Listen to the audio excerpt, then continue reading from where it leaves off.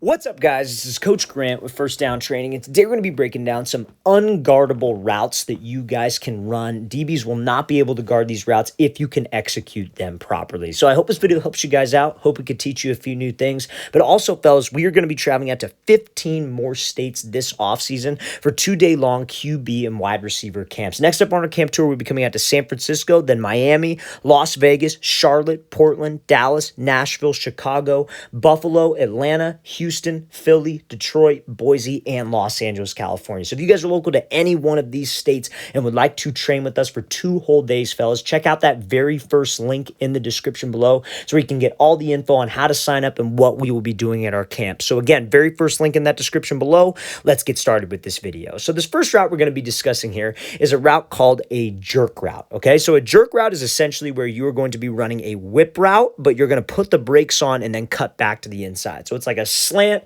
fake the whip, and then cut back inside to like the slant, if you will. So let's play this full speed, then we'll break it down. So this wide receiver slips underneath, puts the brakes on, gives a jab, and you see obviously makes this DB miss pretty badly. So if this route can be ran properly, I have never seen anybody guard this versus a receiver that ran it properly. So you obviously have to make this thing look like a whip route, right? That goes for any type of double move. Like I'm running a post corner, I'm running a sluggo. That first move has to look exactly like the original route. Has to look exactly like the first move. So when he breaks to the inside here, we're trying to make this look like a whip route. So obviously we have to put the brakes on.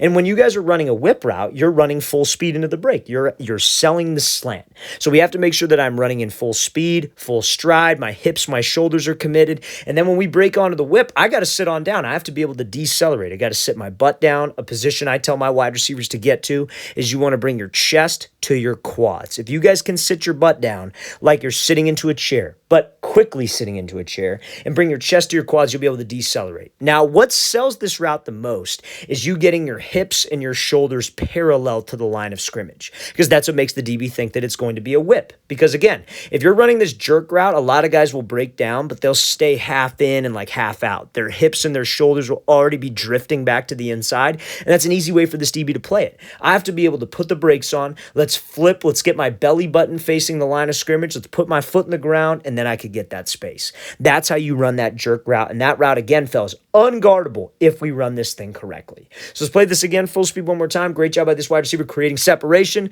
making it look the same, and then obviously getting open. So now, this next route here, I should really consider this honestly just more so of a release, because you could use this on a lot of routes. Personally, I only like this on like a slant or like a fade, something quick, because there is some contact on this release, but this is called a shock release. So if you are a bigger or stronger wide receiver, you have to add this release to your tool belt, especially when going up against DBs who are smaller than you or weaker than you. So a shock release is pretty much exactly how it sounds. You're going to shock this DB right off the line of scrimmage. You're going to come off, you're essentially going to block him and then get up into your route. And you see the amount of separate, like the DB's not in the frame. Like obviously that's a lot of separation. And it is tough to stop if you are this bigger sized, stronger wide receiver. I do not recommend this. I'm going to tell you this right now. I do not recommend it. If you were smaller and maybe not on the stronger side of things, you can be explosive, but that doesn't necessarily matter. If you're going up against a DB who is bigger than us, long arms, rangy guy, and we try to do this, that's a great way to get tied up on the line and disrupt timing with my quarterback. You're better off doing something else. But if you're a bigger guy, I love this type of release. And this is not a flag, by the way, because it is within 5 yards, right? If you're doing this 10 yards at the top of the route and you just push a guy over, like, yeah, you're going to get a flag called. Ball's in the air, you do this, you're going to get a flag called. But it's within 5. It's legal, fellas. You see guys like George Pickens do this a lot. A lot of bigger, stronger wide receivers will do it. So essentially the technique behind this is pretty much like a block, right? So if you're stock blocking somebody on a run play, you obviously want to be low. You want to have a good like forward lean with your body language and your pad level. You want to keep your feet driving. You want to drive from your hips, and that's pretty much it. Drive from the hips, stay low, keep the feet active, and then we got that separation on this shock release. Now, a great time to use this, I would say, is like the beginning of a game. Right? So like maybe it's an anticipated matchup, you're going up against a talented DB, but you're bigger than him, right? He might be talented, but you're bigger than he is. You might be able to set the tone early by using this type of release and putting this guy on his butt. So let's play this thing again, full speed one more time. Great job by this wide receiver showcasing the shock release, and that's how you can create a lot of separation. So now, this next example I want to talk about here is how you guys can run an unguardable slant versus press, and more specifically, inside shade press. So this is going to be a release called the diamond release. Now, a diamond release is a heavily worked on release by a lot of receivers, a lot of receiver coaches. I myself talk about it. But guys, a lot of guys will get locked up on this release because they don't run it properly. You have to do things properly. Your technique matters just as much as you deciding to use this type of release. What makes a great receiver is knowing when to do certain things and having the mechanics and the technique and the athleticism to execute them.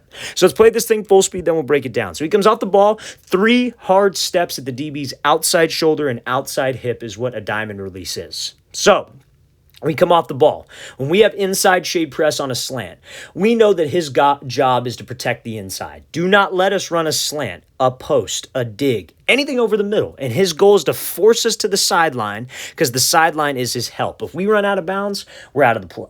Right? So that's what the DB's goal is. So if we were to run a route like a post or like a dig, I would tell this wide receiver, I would tell you guys, is to, hey, let's attack him inside. Let's take the outside release and let's work to stack. So when I get to the break point, I keep spacing with the QB. I didn't force this inside release because this DB, if he's disciplined, will not give up the inside release. You try to just run around him, he's going to get hands. He's going to force us inside. We have to have another opportunity, or another plan, I should say, another course of action.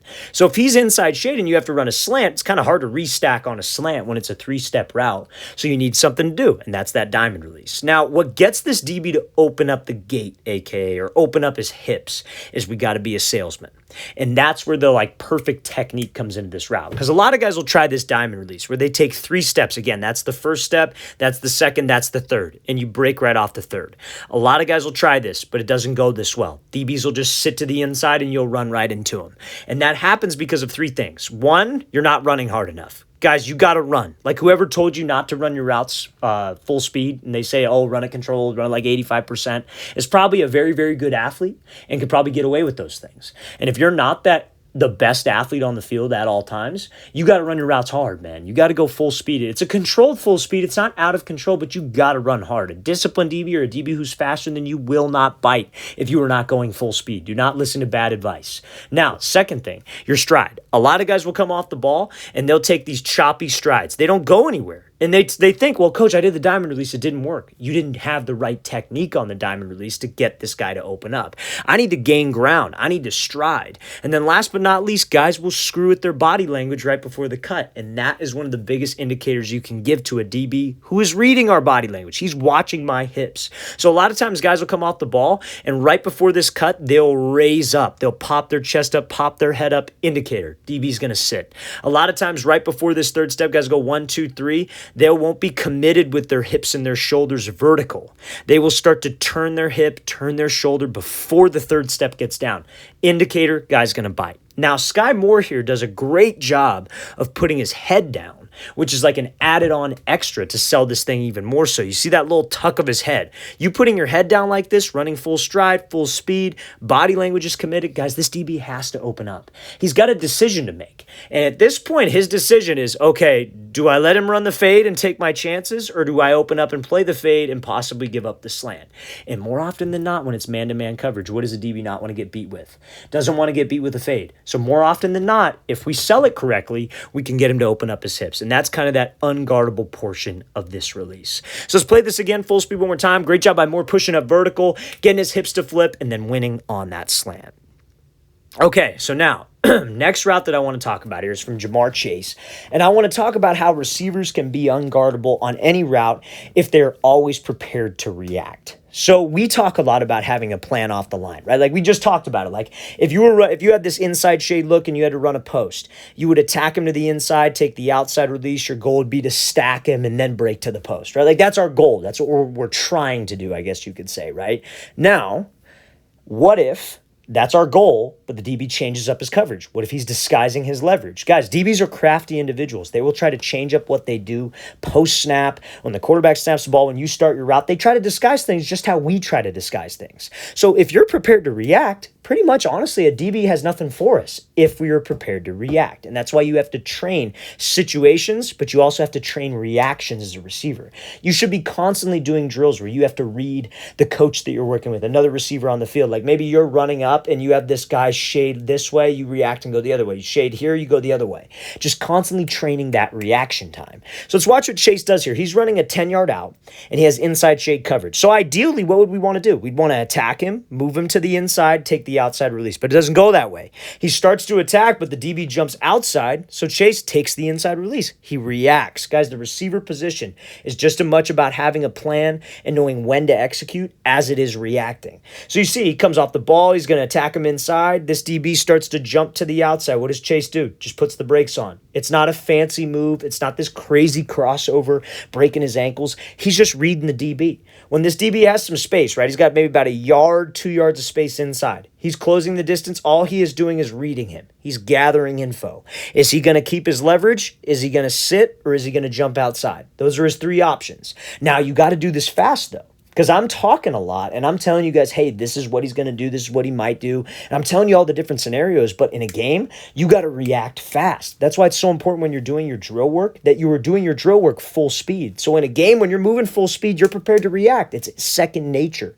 It's almost like you can't think about it. You just got to go. So we read this DB. He's playing fast. This DB jumps to the outside. We just put the brakes on. Just take the inside release. You should be comfortable with an inside release on an outside breaking route, just like how you're comfortable with an outside release on an inside breaking route. And that's what Chase does. He takes the inside release, he stacks, gives a little hip shift at the top, and look at all this space he gave his quarterback to throw him open. Because imagine if Chase was just like short-sided. I'm going to attack him, and then I'm going to go outside, no matter what. So he attacks him. This DB jumps to the outside. Chase gets forced outside. He breaks.